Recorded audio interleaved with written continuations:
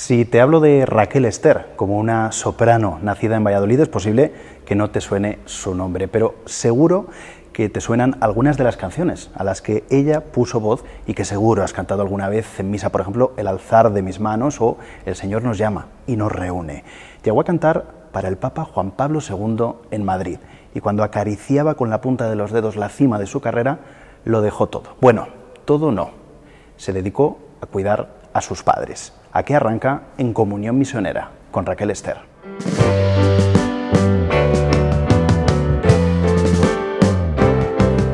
Raquel Ester, la niña que sabía cantar, bienvenida. Muchas gracias, Javier. No sé si queda algo de esta niña pequeña que empezó a cantar, no sé dónde. Yo creo que sí. Yo creo que no debemos nunca de olvidar los niños que fuimos y después, bueno, pues ir avanzando en el camino de la vida con esa visión de la inocencia, pero al mismo tiempo con todo el aprendizaje adquirido. Luego iremos hablando de esa vida, de ese aprendizaje adquirido, de esa música, también muy ligada a la fe que precisamente nos trae aquí, a la Basílica Santuario Nacional de la Gran Promesa. Este es un lugar especial para ti, ¿por qué? Es un lugar sagrado, especial, primero porque, bueno, desde pequeñita mi madre ya me infundió el fervor al Padre Hoyos y al Sagrado Corazón de Jesús. Ella vivió muchos años, era hija de sargento de la Guardia Civil de Torrelobatón y desde niña también nació con esa fe al Sagrado Corazón de Jesús y al Padre Hoyos. Entonces, desde pequeñita, bueno, con sus canciones y con su educación, que era religiosa, era muy católica, muy creyente, pues bueno, pues fui creciendo en ese ambiente y bueno, pues ya en el Colegio del Amor de Dios, que fue donde me eduqué, donde hice todo el bachillerato, ya con 14 años, me eligieron como representante de dicho colegio para presentarnos al primer Festival de la Canción Misionera. Con tan buenísima suerte que allí conocí en el Seminario Mayor Agustiniano al padre Julen Ezcurra y al padre López Higueruelo, que me compusieron, gracias a Sor Teresita, que era infatigable en estas lides, una bellísima canción, El agua viva, que habla sobre el pasaje de la samaritana junto al pozo de Jacob, en la conversación que mantuvo con Jesús, y que es, yo creo que una de las baladas más bellas que se han compuesto.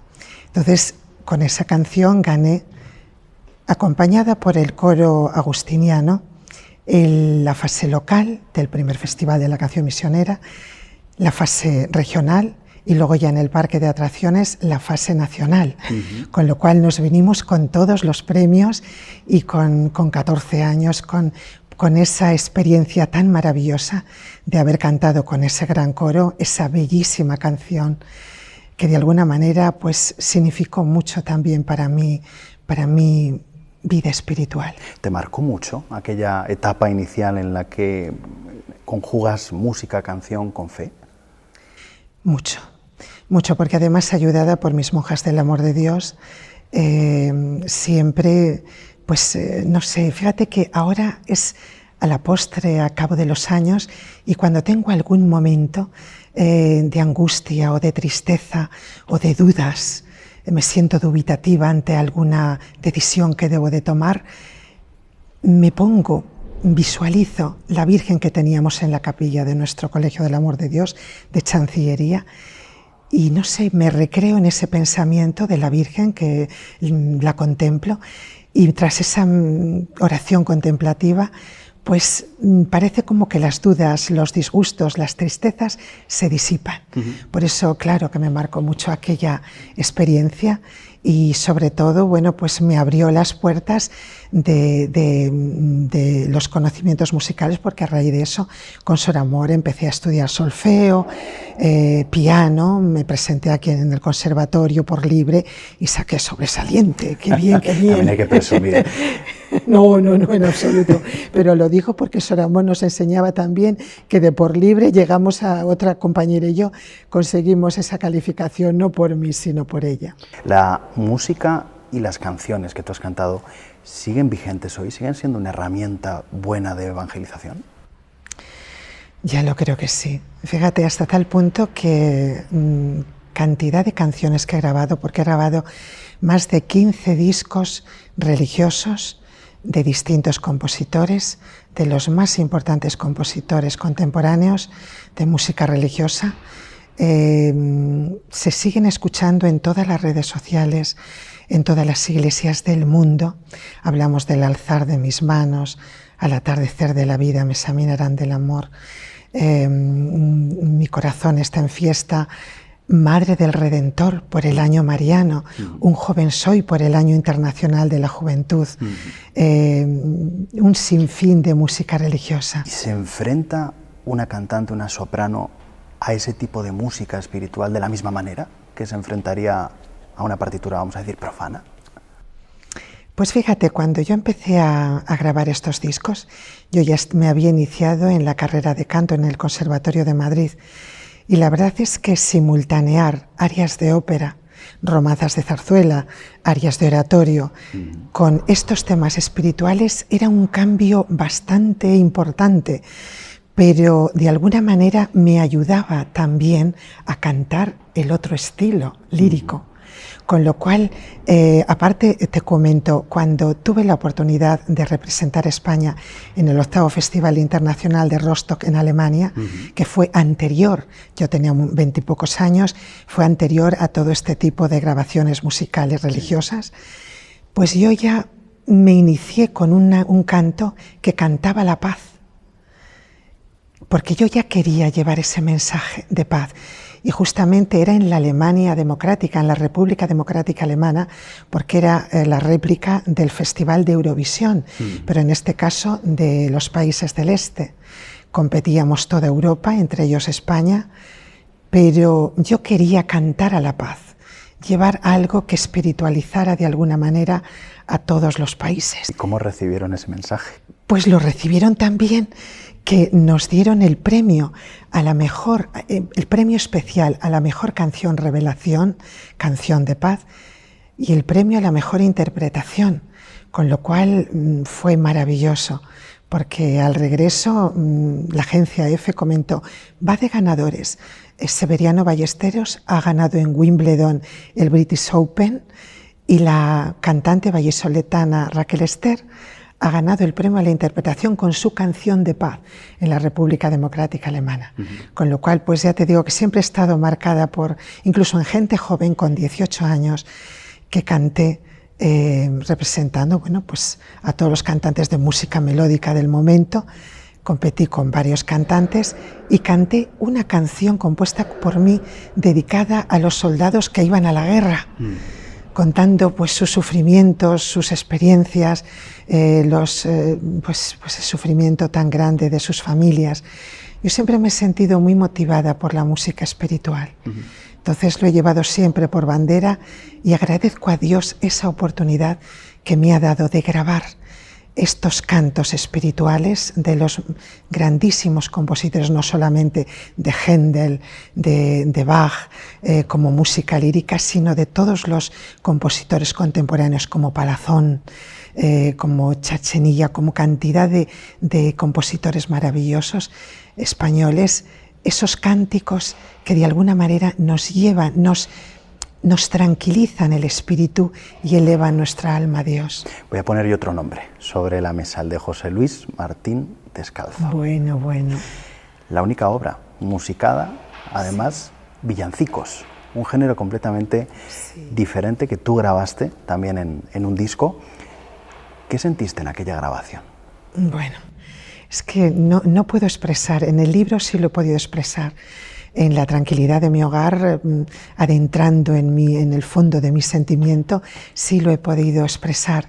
Ahora no sé si lo voy a poder decir, pero sí que es cierto que cuando el maestro Palazón, después de haber grabado con él varios discos, entre ellos el maravilloso Alzar de mis manos, que batió récord de ventas, pues cuando me comentó José Luis Martín Descalzo, que como todos bien conocemos, su apostolado a través de los medios informativos, lo gran periodista que fue, el grandísimo sacerdote que fue, director de Pueblo de Dios durante muchos años, donde tuve la oportunidad de grabar varios especiales en Pueblo de Dios, cantando Ave María de Schubert, varios cantos espirituales, que el maestro Palazón, habiendo recibido el legado de José Luis Martín Descalzo, esas nanas maravillosas desde el más hondo y profundo sentimiento cristiano que había compuesto José Luis Martín Descalzo, porque según dicen era un niño que contemplaba el nacimiento del niño Dios con una visión profunda, y ese niño hecho hombre compuso estas maravillosas nanas que han conseguido ser un oratorio de Navidad y que son unos temas que realmente desconocidos y que Palazón los transcribiera con su música melodiosa, con su sabiduría melódica, que nos haya transmitido esas nanas inmensas, profundas y celestiales, porque no pueden tener otro nombre, y que bueno, pues que a mí me dieran la oportunidad de ser la solista de esas nanas. Yo cuando grabé estos villancicos, cuando Dios vino a la tierra, cae la nieve, ese Dios chiquito, qué gran maravilla, es de noche justamente para escucharlo, muy especialmente la noche de Navidad. Yo sentí, mira, cuando cae la nieve, como que esa nieve se iba derramando sobre mí, esa nieve de misericordia. Y de alguna manera era una gratificación a todos los cantos que había llevado a lo largo de mi vida a Dios, a la Virgen, y a través de ellos pues habían hecho de mí una persona que mirara a los hombres con otra panorámica desde el punto de vista espiritual y mucho más humano. Aquellos villancicos, y por eso también estamos aquí, los cantaste a capela en esta misma Basílica Santuario, invitada por Monseñor Francisco Cerro, también en las fechas de la Navidad. No sé si aquel momento también te sirvió para tu vida ya más personal, un poco como reconciliación con tu carrera profesional. ¿Cómo lo sabes? Cuando me lo pidió don Francisco Cerro, Monseñor Francisco Cerro, me dijo: Raquel, acababa de morir mi padre. Yo estaba noqueada, demasiado emocionada, y aún me emociono cuando lo recuerdo. Recuerdo subir los escalones del Sagrado Corazón de Jesús.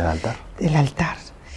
Y con una emoción fortísima, el corazón a mil, interpretar uno a uno, a capela, en los distintos momentos de la Eucaristía, dichos villancicos, que era el estreno de esos villancicos. Noté lo que tú dices, un regalo, una gratificación de alguna manera espiritual de todo el sufrimiento que había llevado en los últimos años de ostracismo. Y fueron como notar que la Navidad, la verdadera Navidad, crecía en mi corazón. Porque tú venías de una etapa difícil, tú tuviste que dejar tu carrera profesional para dedicarte a cuidar primero a tu mamá y luego a tu papá. ¿Cómo recuerdas aquellos días? ¿Qué ocurrió? Pues mira, yo ya estaba alcanzando el éxito. Había grabado música inédita del maestro Joaquín Rodrigo, había dado conciertos muy importantes, muchos a nivel solidario en la Basílica Hispanoamericana de la Merced, donde fui solista muchos años, al igual que aquí en los Padres Filipinos, que fui solista antes de ir a Madrid. Mi vida siempre ha estado marcada, como dice en el prólogo el padre Valentín Arteaga, como un camino espiritual. Entonces, en esos momentos, pues yo había audicionado para el Teatro Real de Madrid.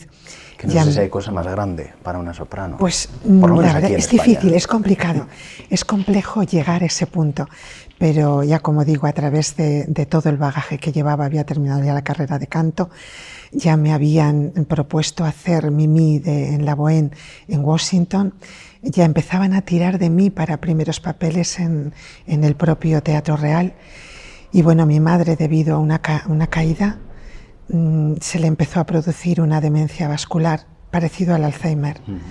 Mi padre enfermó también, soy hija única, entonces me vi en la encrucijada, pues en una situación dificilísima, que no sabía cómo abordar.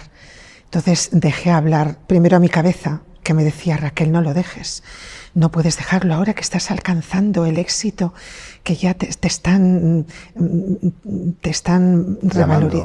valorando todo tu bagaje musical. Pero por otra parte mi corazón me decía: sí, estás alcanzando el éxito, vas a llegar probablemente a ser a lo mejor una cantante de ópera importante, pero cuando se apague la luz de las candilejas y estés en la soledad del hotel recordando a tus padres enfermos, sin volver la mirada hacia ti, volviendo la mirada hacia una persona desconocida, vas a ser feliz.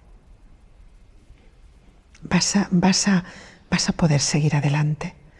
Y dije: no voy a ser feliz. Apostaste por la familia. Sí, y además consultando con mi director espiritual, el padre Valentín Arteaga, que era mi director allí en Madrid, de mi parroquia de San Cayetano, pues se lo comenté, le dije: Padre Valentín, voy a dejarlo todo. Me dijo: pues si después de alcanzar lo que estás alcanzando, con lo difícil que es llegar hasta donde has llegado, has tomado esta decisión, yo valoro tu decisión y estoy seguro de que será la mejor sinfonía de tu vida. ¿Lo fue? Lo ha sido. Lo fue. Lo fue porque al principio, sinceramente, tengo que hablar con la verdad. Pensé que volví a Valladolid, pues como los elefantes, cuando vuelven a la tierra donde les vio nacer para recibir el último hálito de vida. Yo volví a mi tierra, a mi querida y santa tierra de Valladolid, pensando que a lo mejor no podría con ello, pero porque mi padre también estaba muy enfermo de cáncer. Entonces era cambiar el mundo de las candilejas, de la vida, del éxito. Los focos. Una mujer mimada, sinceramente, por la familia que me había protegido siempre, que me había amparado, y de repente pues encontrarme cuidando las 24 horas a 2 enfermos, y así durante 10 años. Pero sí que es verdad, Javier, y esto es lo más importante de mi vida, que agradezco a Dios que me diera la oportunidad de saborear la cumbre, o casi la cumbre, y al mismo tiempo ver la otra cara de la vida, la cara del sufrimiento, de estar metida en un vacío en el que yo decía: Dios mío, no puedo más, ayúdame, porque yo física y emocionalmente no puedo más. ¿No sentiste la tentación, que es muy humana también, de decir: Señor, quítame esta cruz? ¿O la acogiste? ¿Sentiste también a ese Dios chiquito en aquel momento? Sentí momentos de todo, pero siempre podía en mí la idea: no, yo tengo que hacer esto, yo he dado todo lo que he podido mientras he podido cantar, he respondido a la nota que tenía que dar en el concierto universal del Dios del amor. Y ahora creo que la nota que debo de dar es esta. Y aunque me cueste y pierda la vida, porque yo creí que la iba a perder porque ya no podía más, tengo que hacerlo. Y Dios me respondió. ¿Aquella experiencia te alejó o te acercó más a Él? Mucho más a Él. Mucho más, porque al sentirme ya en el fondo del abismo y no poder, físicamente no podía más y psíquicamente tampoco. Entonces vi como, a raíz de yo solicitarle una ayuda extrema y ponerme absolutamente en manos de Él y decir: haz en mi vida lo que tú quieras, porque con mis fuerzas no puedo más, yo sentí que emergía de mí una fuerza que me ayudaba a sobrellevar el sufrimiento y me ayudaba a transformar ese sufrimiento en alegría, y a través de eso conseguir ser feliz, porque lo que sí que es verdad es que a través del sufrimiento también se puede ser feliz si se pone amor. ¿Te arrepientes de aquella decisión que tomaste? Nada, en absoluto. Al contrario, yo creo que ha sido la decisión más bonita de mi vida y la que me ha reconfortado más, y a la postre me ha dado más paz en el alma. Otra decisión que tomaste, importante, vino después de cantar para el Papa Juan Pablo II en Madrid. Cuéntame cómo es esa llamada en la que te dicen: Raquel, vas a dar la bienvenida con tu voz al Papa Juan Pablo II. Pues mira, en aquellos momentos yo estaba de solista en la Basílica Hispanoamericana de la Merced en Madrid. ¿Años 90, 93? 93, exactamente. Y bueno, pues Juan Pablo II, San Juan Pablo II, iba a venir, iba a visitar Madrid para la canonización en el Beato Enrique Oso. Y bueno, pues la Basílica Hispanoamericana me propuso, el párroco don José Luis, me propuso, porque yo ya había grabado El alzar de mis manos, había grabado algunos discos religiosos, como representante de la música religiosa en España, para cantar nada más y nada menos que el canto de bienvenida a Juan Pablo II. ¿Y cómo es ese momento? Indescriptible. O sea, aquello fue que la alegría no me dejaba pensar. Pues maravilloso, maravilloso, porque yo siempre he sido muy ferviente admiradora de Juan Pablo II. Y bueno, pues la verdad es que me sentí tan llena por dentro que cuando me llevaron a La Paloma, porque cantábamos de lo que llamaban La Paloma, y ponerme en la especie de ¿cómo se llama? El atrio, una especie de altar que improvisaron exactamente, en la calle, improvisado, y vi frente a mí 40 coros venidos de toda España. Y yo tenía que hacer los solos de El Señor nos ama y nos reúne, de Albert Aulé, y venía y veía viniendo hacia mí a San Juan Pablo II con todo su séquito, bendiciendo a todas las personas, especialmente a todas las personas de movilidad reducida.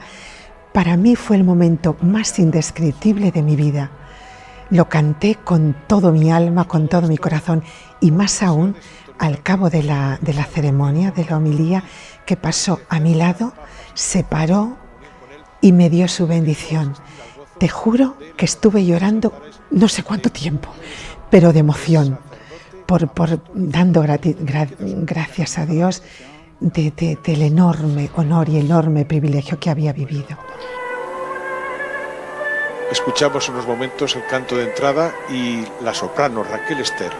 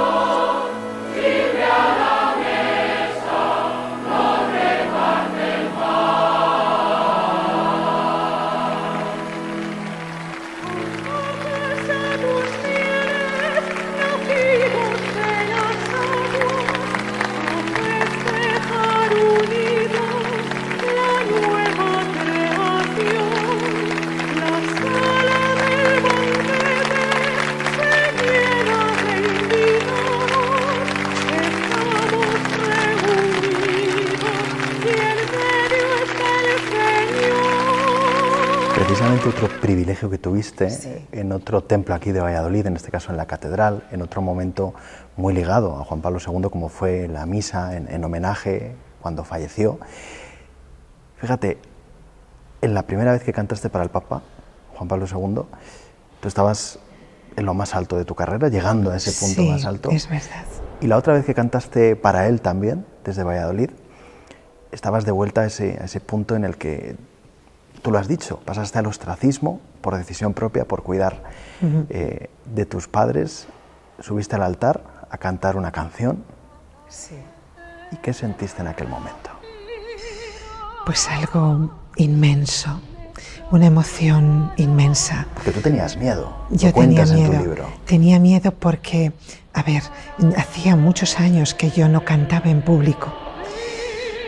A mí cantar en la iglesia, he cantado en tantas, y dar conciertos incluso en las iglesias, en las basílicas, para mí ha sido un privilegio. Por eso estar ahora a los pies del Sagrado Corazón de Jesús es doble privilegio. Hacer esta entrevista es algo que me está llenando profundamente, que lo sepas. Y en ese momento, pues claro, yo venía de no saber nada, de estar aislada del mundo. Y de repente, desde el arzobispado, me llaman y me dicen que, ya que yo había sido la soprano que había cantado a Juan Pablo II en vida, que querían que yo hiciera el ofertorio cantando al atardecer de la vida me examinarán del amor, con temática de San Juan de la Cruz, que sabemos que San Juan Pablo II era muy amante de San Juan de la Cruz. Y entonces pues me propusieron que yo lo cantara. Bueno, pues cuando me lo dijeron me produjo mucha emoción, pero al mismo tiempo miedo, porque decía, ¿cómo reaccionaré? Me pararé, me emocionaré, porque se acababa de morir mi padre también. Hacía meses que había muerto, mi madre también había fallecido. ¿Y cuántos años llevabas sin cantar? Pues yo creo que 14 o por ahí, 12, 13, 14 años. Entonces, muy mal. Yo subí las escaleras del altar que se me temblaban las piernas. Pero bueno, empecé a cantar. La voz sonó temblorosa, un poco al principio, en la primera estrofa, pero al notar que toda la catedral cantaba conmigo al atardecer de la vida,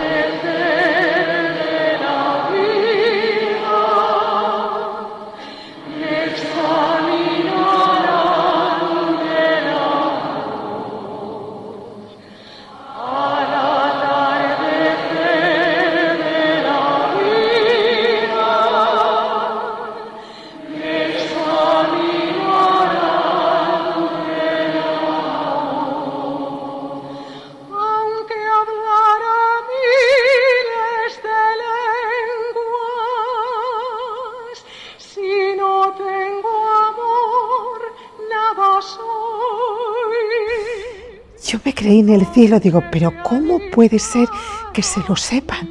Si esto es un canto que yo grabé hace tantos años y yo pensé que nadie se lo sabía porque yo no había podido ir ni a iglesias ni a nada. No sabía que la gente lo conocía. Y entonces, para mí, en el momento me quedé un poco noqueada, pero luego sentí una alegría tan inmensa y dije, Dios mío, tú que has visto todos estos años cómo he vivido, lo que hemos pasado, que de alguna manera guiaste toda mi vida, que estuve cantando mientras pude y cuando pude recuperar en todos los sentidos, económico, etcétera, etcétera, todas las mieles del éxito, viste que lo abandoné, que he dedicado todos estos años. Ahora, en bandeja de plata, me regalas este obsequio tan maravilloso, que todo el mundo conoce el canto que yo he grabado. Porque para un cantante el que todo el mundo conozca lo que tú has grabado es el mayor éxito, pero en este caso doble éxito, porque era desde el punto de vista espiritual. Entonces, eso para mí ha sido uno de los mayores regalos de mi vida. Sacaba a colación esos momentos porque tú decidiste, después de cantarle en vida al Papa Juan Pablo II, apostar en tu carrera por la canción espiritual. Sí. ¿Por qué? ¿No tuviste miedo a encajonarte? ¿Por qué esa misión evangelizadora de decir, voy a evangelizar a través de la música? Pues porque yo creo que las personas, el ser humano, no solamente necesitamos cuidar nuestro cuerpo, nuestra mente, sino que debemos de cuidar nuestra alma.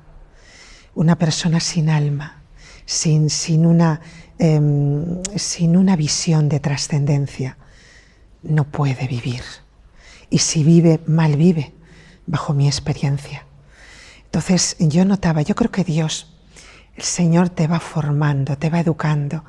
Tuve la grandísima suerte a través de mi familia que tenían raíces cristianas, católicas. Qué importante es. Muy importantes.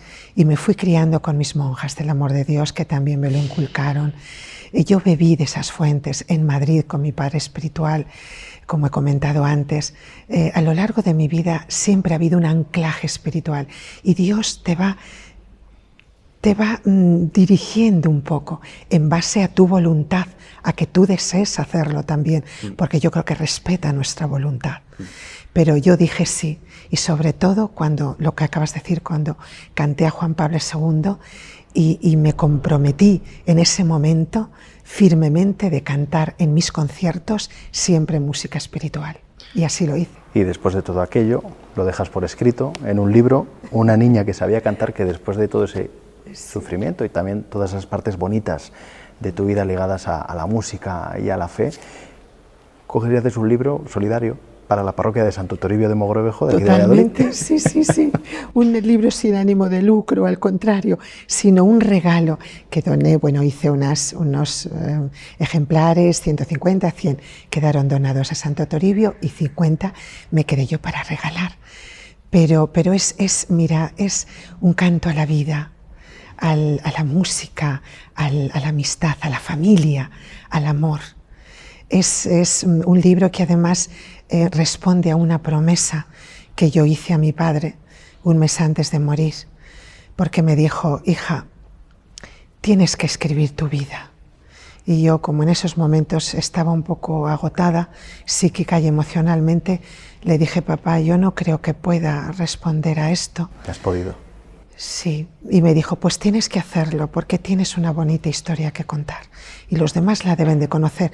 Pero fíjate, pasaron 16 años y no pude, pero en la pandemia, en la soledad de mi hogar, ante tanto sufrimiento alrededor y pensando con la incertidumbre de que quizás yo perdería la vida también como tantas personas, pues dije: es el momento de responder a aquella promesa. Saqué unos folios y empecé a redactar capítulo a capítulo pues los recuerdos de mi vida. Un libro que es todo un ejemplo de comunión misionera. Raquel Ester, gracias por estar en el podcast de Iglesia en Valladolid. Gracias por estar en comunión misionera. Gracias a vosotros siempre. Gracias, muchas gracias por darme esta oportunidad de transmitir mi mensaje y mi testimonio. Muchas gracias.